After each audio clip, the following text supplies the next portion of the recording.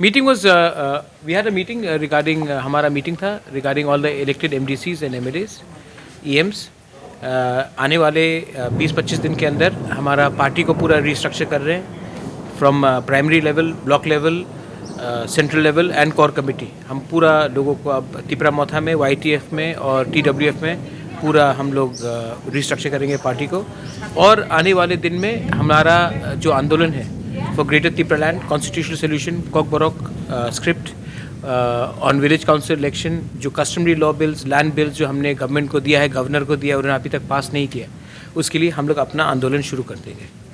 इसी के लिए आज हमारा मीटिंग हुआ और हमने अपने सब MLAs, MDCs को बोला है अब घर में बैठकर कुछ नहीं होगा.